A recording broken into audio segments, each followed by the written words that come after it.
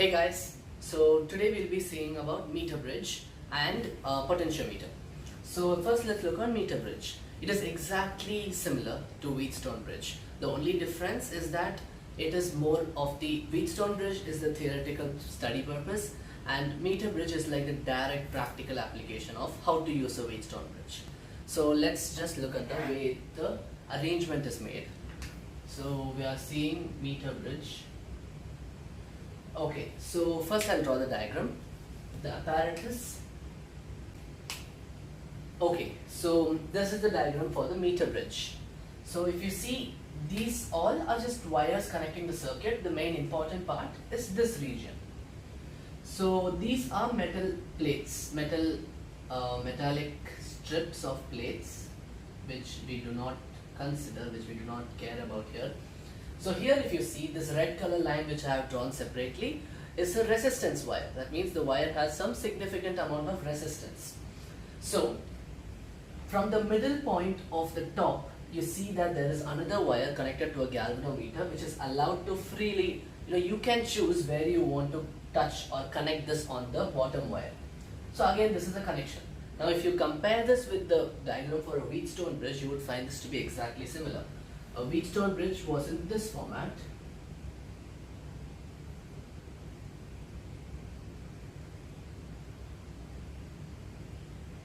With the galvanometer in between. So this is exactly what we are doing over here. If you notice, this resistance is R. This resistance given by this piece of wire which is separated by the galvanometer, which is same as this resistance. If you notice, this part is the resistance over here and the next part is the resistance over here and S is this resistance. So we have 4 units that gives us resistance, and we saw from yesterday's from the last classes relationship, like if this was R1, if this was R2, if this was R3, if this was R4, we have the relationship that R1 divided by R2 is equal to R4 divided by R3. Okay, so you can again rearrange this in many types of ways. You can also call this as if these two adjacent resistances divided by these two adjacent resistances, like that becomes R1 divided by R4 equals to R2 divided by R3.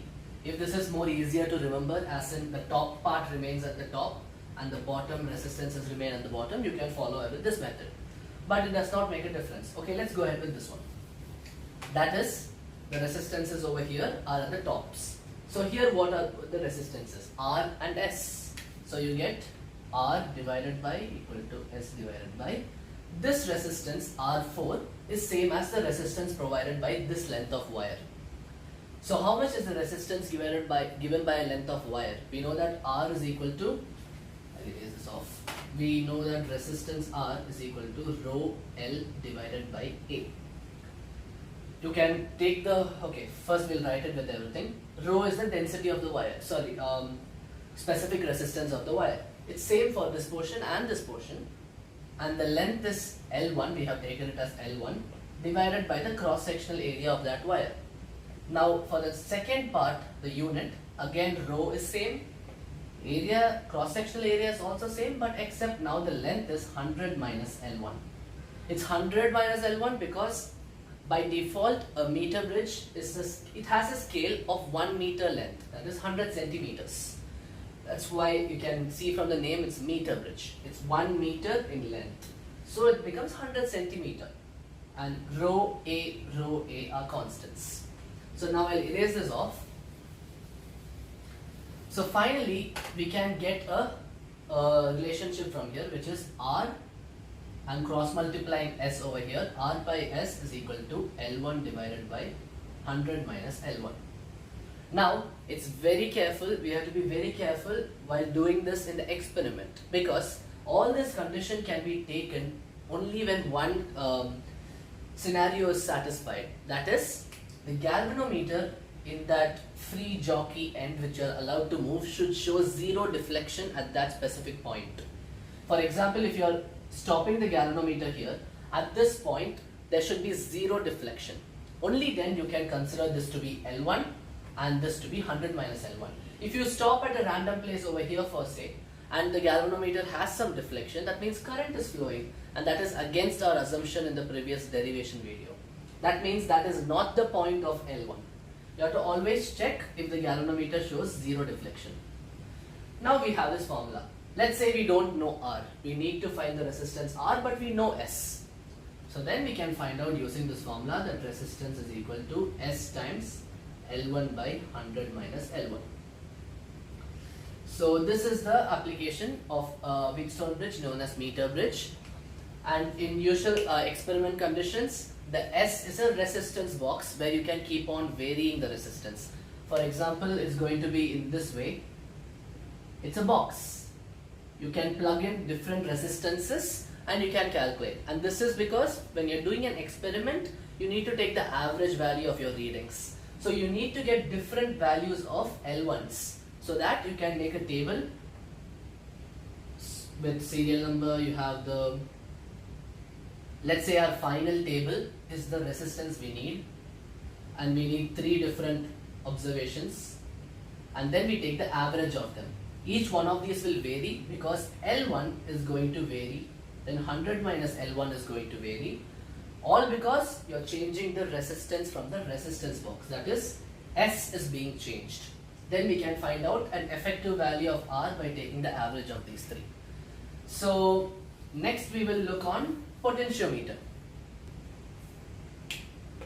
Okay, so before we start with potentiometer, let me first ask a question. Let's say you have a battery over here with the polarity in this way, positive to the left, negative to the right. And we have another battery over here in the exact opposite direction. That is, positive is to the right and negative is to the left. We don't know what are the voltages. Let's say this is 5 volt, this is 3 volt for example. Now the question is, in which direction does the effective current flow? We can see that the current flows from positive to negative for both of these. That means the positive of this cell is going to come in this way, and the positive of the other cell is going to go in the other way. So they are going to cancel off each other. But whichever has the higher voltage, that is going to give rise to the effective final current.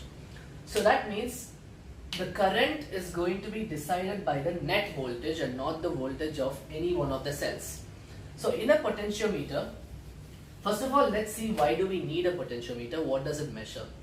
So potentiometer is a device used to measure the electric potential or potential of a given cell. The reason why it is, so why do we need this device when we already have a voltmeter? So it is much more accurate. Accuracy is higher because its sensitivity is higher due to high sensitivity. And the third thing is, the principle by which it works is due to principle of working is based on potential gradient.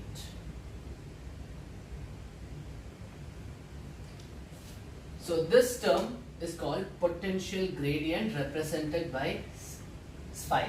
The potential gradient or the potential drop per unit length is how much potential is being changed for every length. So if you want to find, okay, let's say this is a wire, it's given that it has a potential gradient of phi. And for example, if you need to find out how much is the potential difference between this point A and this point B, only this distance, we don't need this much. You calculate its length and you multiply by the potential gradient, you get the potential between these 2 points, which is phi L. If, for example, if you want to find the potential difference between the entire piece of wire, it's going to be phi times the whole length. Let's call that capital L. So potential gradient multiplied by the length you are considering is going to give us the potential difference between those 2 points. So with this, now we can go into the working of a potentiometer. So these are the 2 applications for the potentiometer. So now let's look at the first one, that is comparing the EMF of two cells E1 and E2 connected in the potentiometer device. First I'll explain the diagram. So in the diagram, if you can notice, this part is just a wire. This entire portion starting from, let's say here, these are metallic plates which just provide connection between the pieces of wire. And the wire is this region starting from here, 1, 2, 3, 4, 5, 6. This region is the wire. It's just been folded multiple times so that it doesn't take up space. These wires are usually in lengths of even 10 meters, etc. The more this length it has, the more bigger it is, the more sensitive the equipment is, and the better readings you can get. So it can go up till 1000 centimeters, which is 10 meter. So let's look at this. The wire starts from here, and it might be of 100 centimeter length till this much, then 100, then 100, then 100, then 100. And let's just assume it's a standard one of 1000 centimeters. So when you have two cells E1 and E2 and a primary cell over here, if you notice, this is very similar to the first simple diagram I drew, where there is one cell in this way and another cell in this way. So there are two cells competing over here. One is the primary cell, and there are two cells, but we are going to connect only one at a time. And this is a double-way bridge. You can connect any one, giving access to the circuit. Now the circuit is open. So this cell is in opposite direction with that cell. So mostly this is always in the higher magnitude. This will be a 10 volt cell, for example, and this could be a 1 volt cell. You should always make sure that this is of a higher voltage, or else the device won't work. So when we connect this, we have to find the point over here using the galvanometer, which is connected with a jockey. So you can slide it along this entire length, and you stop at a point where the galvanometer shows zero deflection. This means at this point, these two voltages are being balanced out due to the resistance of this wire. So how much is the voltage across that wire? We just saw the concept of potential drop. So let's say it stops over here, and the cell, and this much is the first length. Let's call it length L. The entire length obtained from the starting zero reading till this point where we stopped is the first length due to the first cell. So we can say the potential due to the first cell is equal to phi, which is the potential drop per unit length of a given wire, times the length L1, which we got. Now you change the apparatus, you remove this and you connect here. Now you are going to get a new length. Obviously, if the cell is weaker than the other, the length is going to be smaller. So let's say you get it over here. Now this length is L2 from the 0 till this point. So now potential 2, or we can write it as EMF, EMF1 and EMF2 is again phi is a constant, times L2. Now all you have to do is divide them both. Comparison. We didn't say we are going to get one, but we are saying we are comparing between the two cells. So we get the ratio E1 by E2 equal to L1 by L2. This is the final result we obtain. If we know the value of any one of these cells, we can find out of the other just by cross multiplying E2 to the other side.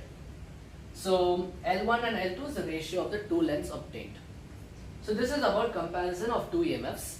Now next look upon the concept of internal resistance, how to find out the internal resistance using a potentiometer.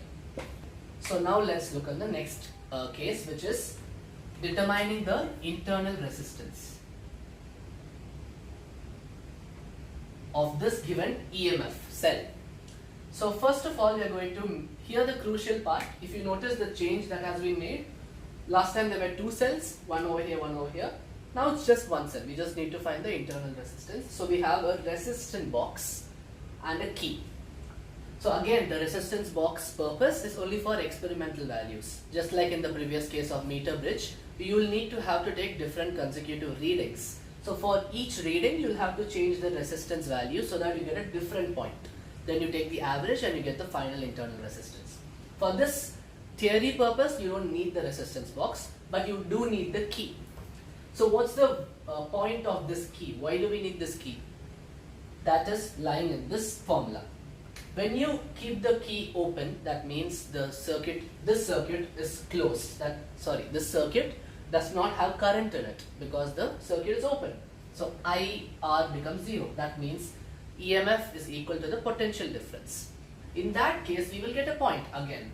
Let's say this point was L1.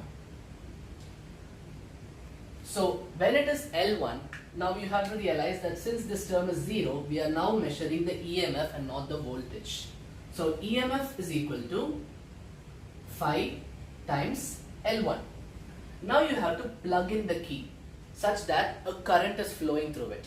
When the current flows through it, with the effect of the resistance, the voltage gets reduced from the original value. I just took this to the other side. So now we are looking for the voltage and not the EMF. So now another point we are going to obtain, let's call that point L2.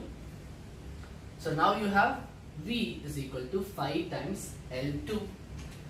Now you just have to take the ratio between them and you get E divided by V equal to L1 divided by L2. But again, here our main concept is to find out the internal resistance. So how do we convert what to which? So we're going to make use of the formula, that is E is equal to V plus IR, and V is I times capital R. In this case, capital R is the resistance box. So now you can take I common outside and you get R plus R is equal to E, and that's what we're going to substitute over here.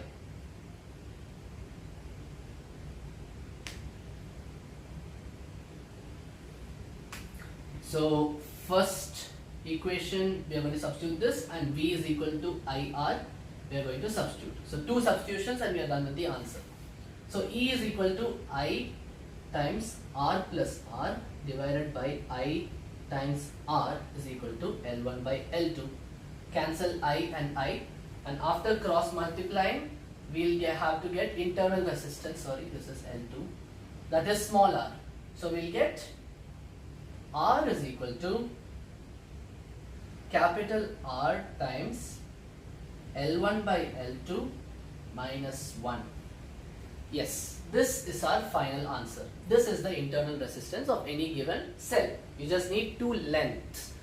First length is obtained when the key is kept open, and the second length is obtained when you close the key, when the circuit is closed.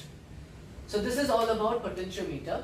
This question usually comes only for a small mark of numerical, or else it's for the practical exams. In theory exams, it's not much of questions you get from here.